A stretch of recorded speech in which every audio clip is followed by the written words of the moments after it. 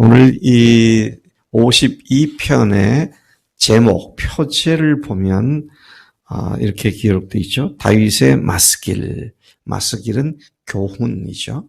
다윗의 마스길. 인도자를 따라 부르는 노래. 그러니까 회중들이 합창하던 노래이고요. 에돔인 도액이 사울에게 이르러 다윗이 아히멜렉의 집에 왔다고 그에게 말하던 때에, 자, 이런 표제가 붙어 있습니다. 도액이라는 사람이 나오죠. 또 아히멜렉이라는 사람도 나오고요. 자, 이 배경을 우리가 좀 아는 것이 필요한데, 이 시가 쓰여지게 된, 나오게 된 배경에 관한 기록이 사무엘상 21장과 22장에 나옵니다. 사무엘상 21장 1절부터 7절까지 하고요. 그다음에 22장 9절에서 19절까지 이 두 군데가 연속해서 나오죠.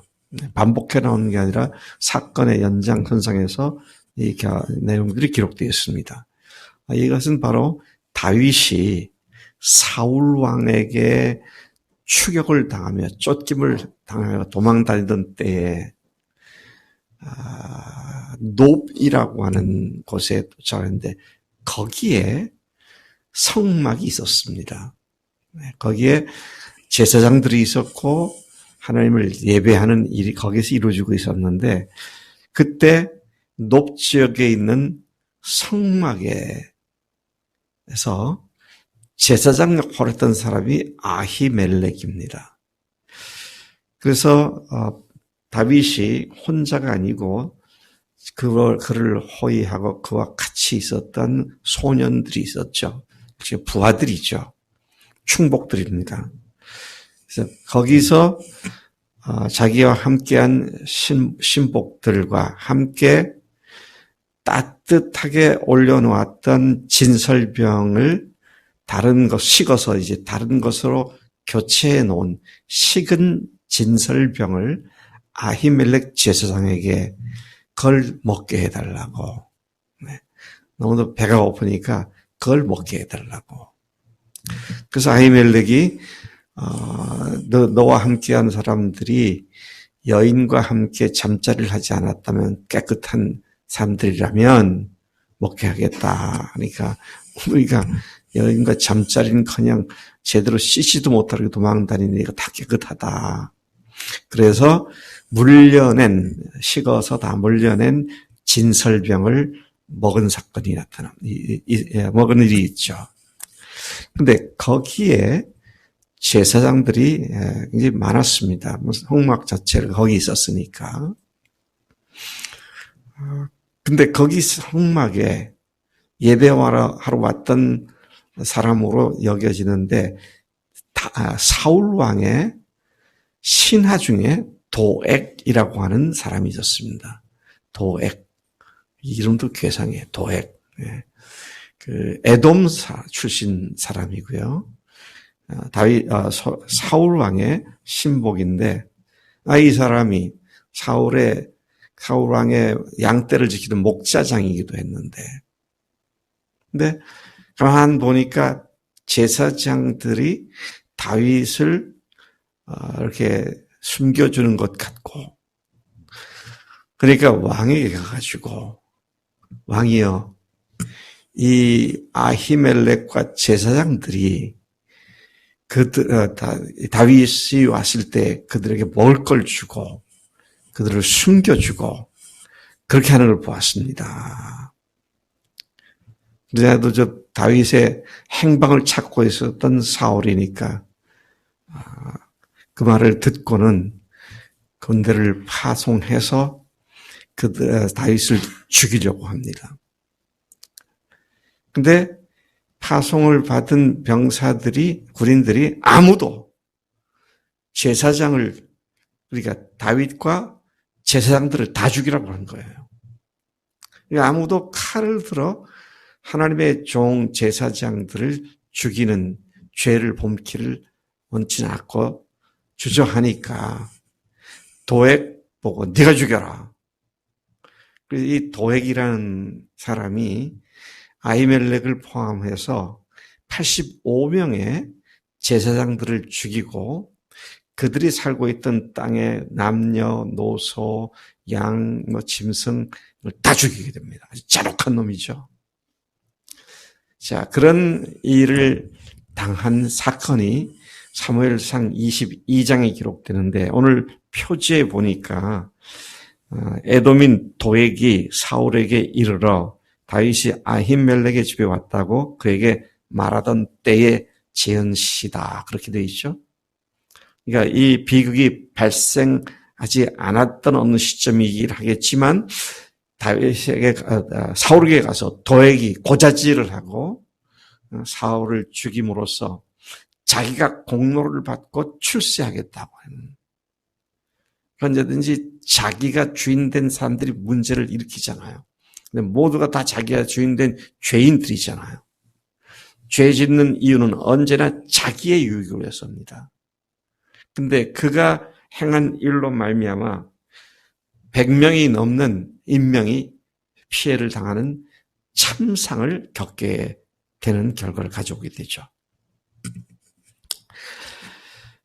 본 시는 다윗이 사울에게 쫓겨다닐 때 자신을 돌봐준 제사장 아히멜렉이 도액의 밀고로 죽임을 당하게 된 상황 또는 죽임을 당한 후에 이 시를 쓴 것으로서 아히멜렉과 근데 이제 사울이 다윗이 아니라 제사장들을 다 죽이게 된 이유는 다윗이 공모하여 제사장들과 공모하여 이렇게 했다.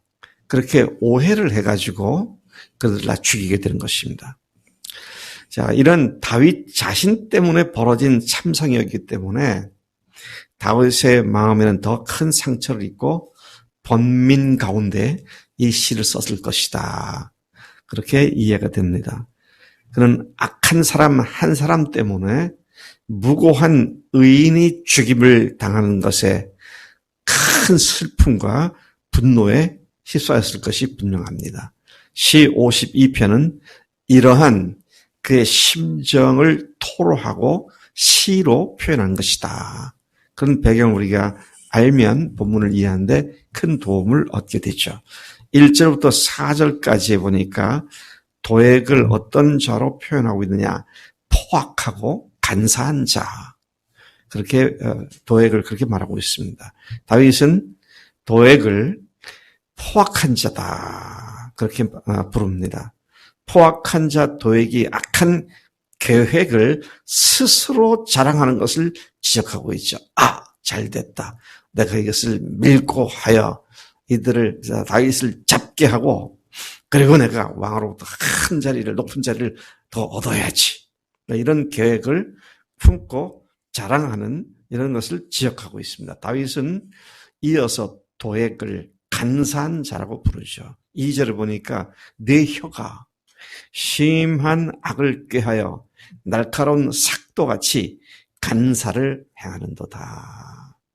간사하게 이간질을 하는 그런 모습을 얘기하고 있습니다. 자신의 유익을 위해서라면 얼마든지 사람들을 죽일 수 있는 그의 모습에서 그것을 위하여 간사하게 말을 전하고 있는 그를 보고 있는 것이죠. 또한 포악하고 간사한 자에게서 다윗은 선보다 악을 사랑하고 의보다 거짓을 사랑하고 거짓을 말하는 것을 보게 되었습니다. 도에게 그와 같은 모습에서 그런 모습들을 보게 된 것이죠. 다윗은 아히멜렉을 밀고 한 도에게 혀를 간사한 혀라 그렇게 말을 하죠. 다윗은 악인들의 행태를 말하는 가운데 자신의 신앙을 표현하고 있습니다. 뭐라고 하고 있습니까? 그는 여호와 하나님만을 믿는 것이 형통하는 삶의 유일한 길이람을 고백합니다. 즉 하나님의 인자하심을 영영히 의지하리로다. 그렇게 그가 노래를 하고 있는 것입니다. 5절부터 7절까지에는 도액이 받을 형벌과 그리고 저주와 비웃음을 기록하고 있습니다. 간사한 자, 포악한 자가 받게 되는 형벌, 그 저주, 그걸 기록하고 있죠. 그런즉 하나님이 영원히 너를 멸하시며 너를 붙잡아 내 장막에서 뽑아내며 살아있는 땅에서 내 뿌리를 빼시리로다. 제가 이걸 다른 번역들을 좀 비교해 보았습니다. 새 번역을 보니까 하나님께서 너를 넘어뜨리시고 영원히 없애버리실 것이다. 너를 장막에서 끌어내어 갈기갈기 찢어서 사람 사는 땅에서 영원히 뿌리 뽑아 버리실 것이다. 시적인 표현이 참 아주 그럴듯하게 아름다울지는 모르지만 그 내용은 이렇게 철저한 그런 응징이 있을 것이라는 말씀이죠. 공동 번역에도 보니까 하느님께서 너를 박살내어 영영 없애버리시리라. 장막에서 너를 끌어내어 인간 세상에서 뿌리째 뽑아버리시리라. 너는 완전히 이 세상에서 끝난 존재다. 너는 망한 존재다. 이제 그런 노래를 하고 있는 것이죠. 다윗은 그런 악한 자, 도에게 비극적인 종말을 보는 의인들로부터 그가 철저히 비웃음거리가 될 것이라고 말합니다. 7절, 이 사람은 하나님을 자기 힘으로 삼지 아니하고 오직 자기 재물의 풍부함을 의지하며 자기의 악으로 스스로 든든하게 하던 자라 하리로다. 하나님의 자리에 자기 스스로 올라가 자기가 주인된 사람들은 이러한 상황에 빠져 똑같이 다 이런 상황에 빠져 사는 자들이다. 그런 말씀이죠. 여러분, 하나님을 의지하는 것과 재물이나 사람을 의지하는 것의 근원적인 다름을 이렇게 표현하고 있는 것입니다. 참 세상 사람들을 보면 예나 지금이나 남녀노소를 불문하고 하나님을 의지하고 사는 사람인가, 자기 힘과 의지와 계획을 믿고 사는 사람인가, 이건 두 종류로 딱 나누어지게 되어 있습니다. 근데 하나님을 믿는다고 하면서도 여전히 자기 꾀, 자기 계획, 이런 것으로 다른 사람들에 대한 험담과 이간질을 통해서 자기의 유익을 취하겠다고 하는 것은 여전히 죄인의 동일한 습성인 것을 보게 됩니다. 그래서 여러분, 다른 사람에 대해서 나쁜 말 하지 말아야 합니다. 가급적이면 그 사람 좋은 면을 얘기해 주고 그래야 되는데, 다른 사람의 문제라고 생각하는 걸 가지고 입방아를 찢는 이유가 뭐예요? 누구를 위해서 그렇게 합니까?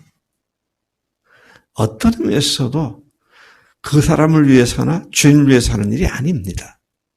자기를 위해서입니다. 그까짓 아무것도 아닌 다른 사람 험담을 얘기할 때 느끼는 쾌감을 느끼기 위해서라든지, 험담을 통해서 그 사람에게로 향하는 사람들의 관심을 자기에게로 돌리려고 한다든지, 의도가 결국은 자기를 위한 것이죠. 그런 사람들이 포악하고 간사한 겁니다. 도액은 사울에게 다윗의 거취를 말할 때 자기 손으로 100명이 넘는 사람들을 죽일 것이라고 생각도 안 했을 거예요. 왕이 어떻게 조치를 하겠지. 근데 자기가 자기 손으로 죽이게 됩니다. 참 무서운 일입니다. 자, 그런 의미에서 참 조심해야 될 8절과 9절에서 다윗은 악인과 같지 않게 오직 모든 일에 항상 하나님의 긍휼과 자비함을 의지하는 자신을 악인과 대조적으로 표현을 합니다. 언제나 싱그러움과 푸르름과 열매가 풍성한 삶임을 선포하며 노래합니다. 그러나 나는 하나님의 집에 있는 푸른 감람나무 같으며 하나님의 인자하심을 영원히 의지하리로다. 하나님의 인자하심을 영원히 의지하리로다. 다윗은 모든 일에 하나님이 주관자이시고 행하시는 분이심을 믿고 그 하나님께 항상 감사하고 주의 선하신 이름을 사모한다고 고백을 합니다. 9절에 주께서 이를 행하셨으므로 내가 영원히 주께 감사하고 주의 이름이 선하심으로 주의 성도 앞에서 내가 주의 이름을 사모하리이다. 그래서 우리는 누구의 이름으로 사는 사람들이냐? 주님의 이름으로 사는 사람들이죠. 네. 여러분 옛날에 스페인이나 영국 같은 그 해상 왕국을 통해서 세계 곳에 제국을 건설했던 스페인이나 영국의 제독들이 피점령지에 가서 그 나라를 점령하고 선포할 때 뭐라고 말을 합니까? 여왕 폐하의 이름으로 너희를 응징하노라. 그렇게 얘기하죠. 누구의 이름으로 사느냐 하는 거예요, 우리가. 주님의 거룩한 이름으로 사느냐, 아니면 내 이름 드러내기 위해 사느냐. 참 삶의 근본 자세가 다른 거죠. 우리 은비자매 그림을 잘 그리잖아. 누구의 이름을 위해서 해? 주님의 이름을 위해서. 네이버 작가 우리 대훈이 네이버 작가의 이름, 김대훈의 이름을 위하여가 아니라 주님의 이름을 위하여. 이게 우리의 근본이고요. 우리의 삶의 기초적인 자세다. 하나님께서 이 사실 우리에게 다시 일러주신 말씀인 줄로 믿습니다.